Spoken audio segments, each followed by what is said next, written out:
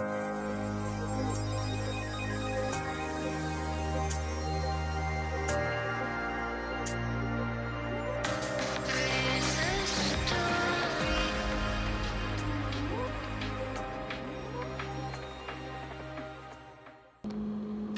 everybody, welcome to Hug the Chefs. I'm Jared Hug. And I'm Dane Hug. And today what I'm going to be doing is showing you how to cook 3 different types of ribs with 2 different techniques. Oh yeah! Yeah!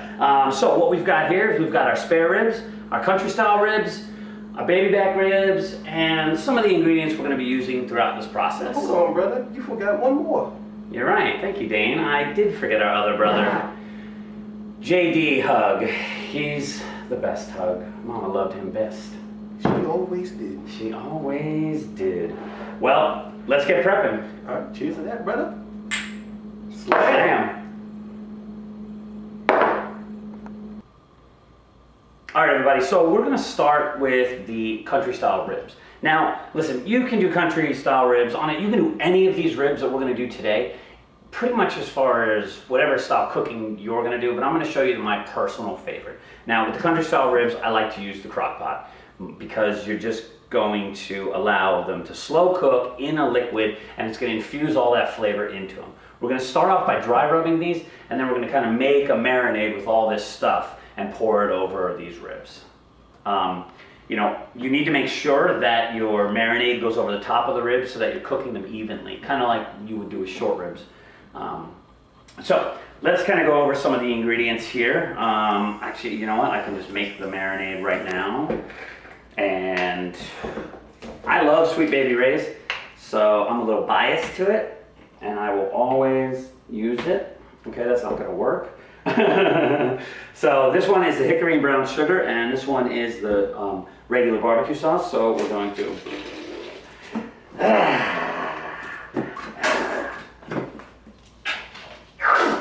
Whew. Oh, girl.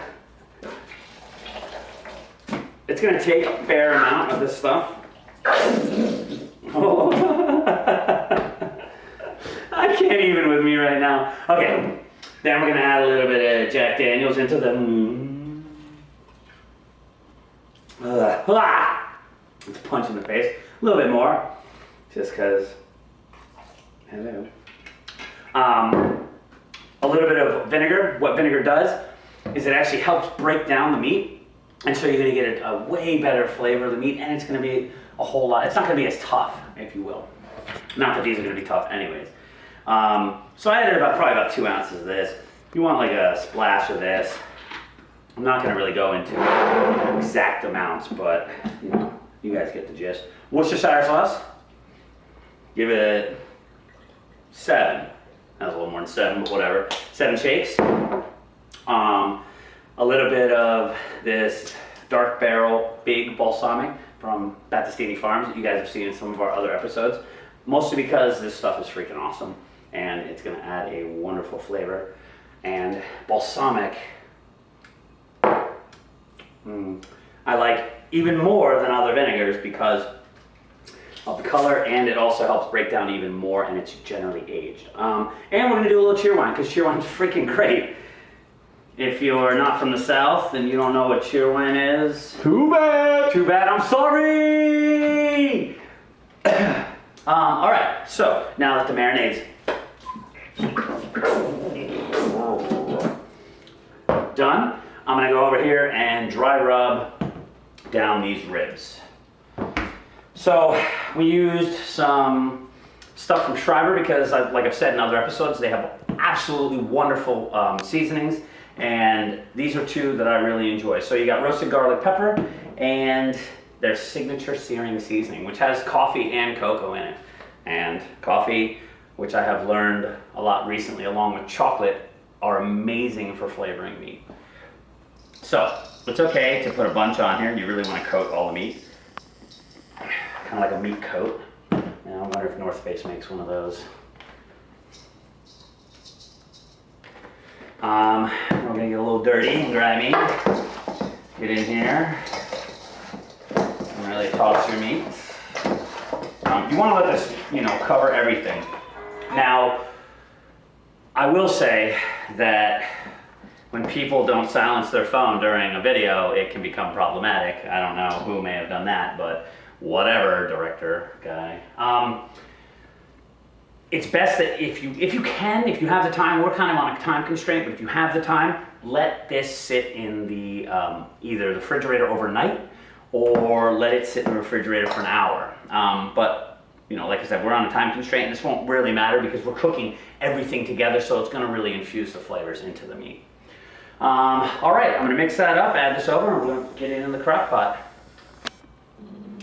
Welcome back, everybody. Okay, so, listen, if you can sear these, it is a little bit better flavor in the end because it kind of caramelizes all your sugars and your fats and everything into it. But some crock pots will get hot enough to where you can sear them, but it's really not that big of a deal. Honestly, so these have been sitting in this marinade or this rub for probably about, 20, 30 minutes. Like I said earlier, if you can do it for an hour or overnight, it's gonna yield better results. But we're gonna get these in here now. Oh yeah, listen to that sear. It's just crackling and popping. And is this thing on? Okay, so we're gonna put these in. We're gonna line them up right, and don't worry about if they're stacked on top too much. It won't really matter as long as you have enough sauce to cover them. Like I said earlier, that's really important. Otherwise, it won't cook the meat evenly. Now, so with that sauce that I made earlier, everyone can see it. It's a lot thinner than a normal barbecue sauce. Make sure you stir it all up. Otherwise, you're just going to get Jack Daniel's, Cheerwine, and it's not going to be an actual sauce or a marinade. So we're going to dump this over.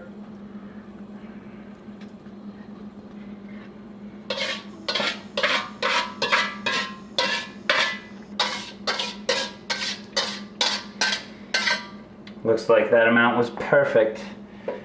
Don't you doubt me, director boy.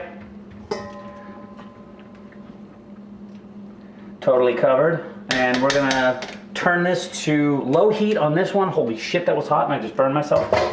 And we're gonna let it sit. Now at low heat, depending on what kind of crock pot this is, it's roughly gonna take 3.5 to 4 hours.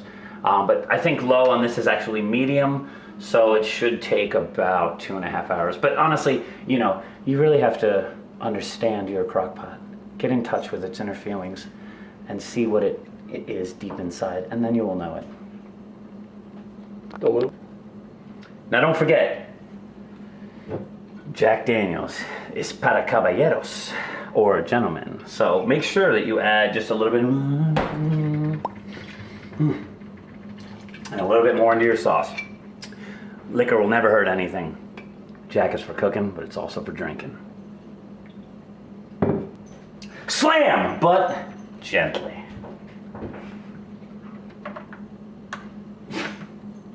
See you in a few hours. Dirty, dirty hands. Anyhow, so I want to talk about these ribs. These are spare ribs, but normally they're about this long. And on the back side of these ribs, front side, back side, is going to be a membrane. And that membrane is going to stretch the entirety of the rib.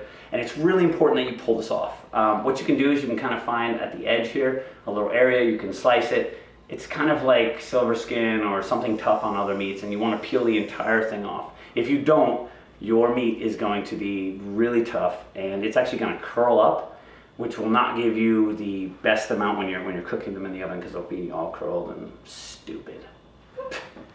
So make sure you do that. That's important before you dry rub anything. All right, now we're going to get into the dry rubbing of the spare ribs and the baby back ribs. And just so everybody knows, spare ribs and baby back ribs both have that membrane on them because they're the same rib. Time to spice, everybody. Okay, so now we're going to do the rub. And so what I kind of think is you can use whatever spices you want, but it's, I like particular ones. You need to get a bowl and you need to mix everything together. Now, I like to use different spices and mix it all so that you get kind of a combination of different flavors. Right now with the spare ribs, what I'm going to be doing is working with a garlic pepper, sweet and smoky, sweet and spicy, barbecue, and a barbecue rub. You can use whatever barbecue rub you want out there. There's probably 1,000 of them. But we're going to mix these together. Now, honestly, the amounts that you use is up to your flavor profile. If you want it spicier, if you want it sweeter, I like using brown sugar to really sweeten things out, but honestly, at the end of the day, I just kind of portion it in and look to dog later. All right, so it's really important that you put a heavy amount of your dry rub on each of these. So, wait. That's right. It's okay even if you have like excess dry rub on here, because it's going to fall into the pan. You're going to put all your other ribs on here. So you really want to press it in. You want to get this nice and dry rubbed. I'm using my other hand because I put pork in this hand, even though this is a pork rub. You know what, screw it. If you can, you really want to let these marinate for, I don't know, an hour to up to 24 hours. The longer you let this marinate, the longer you let this sit, it's really gonna bring all the flavors into the deepest part of the meats is what you want. All right, everybody, so at this point, everything's rubbed down, including myself. Thank you, Ben. And as you can see, the baby back ribs are a different color. That's because we used different spices. So what we used here was an applewood rub, a signature searing spice, and a Memphis style spice. We mixed them all together and put them on here. What we're gonna do now is we're gonna wrap these in aluminum foil and throw them in the oven. We're gonna cook them at about 275 for roughly 2.5 to 3 hours. And they're gonna be perfect at that point. Smells good. Cheers to that, brother. Cheers to that. Slam. Slam.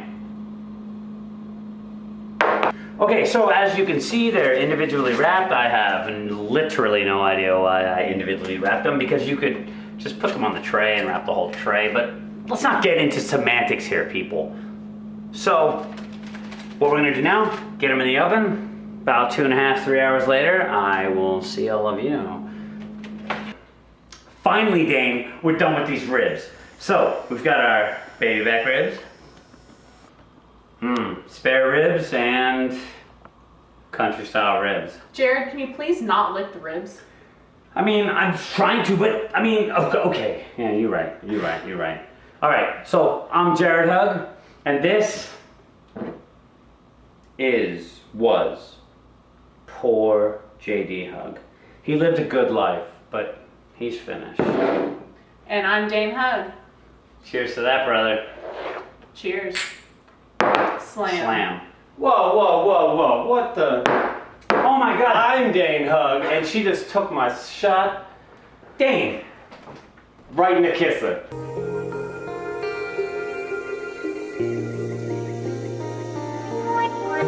When we make music, we do it to improve your mind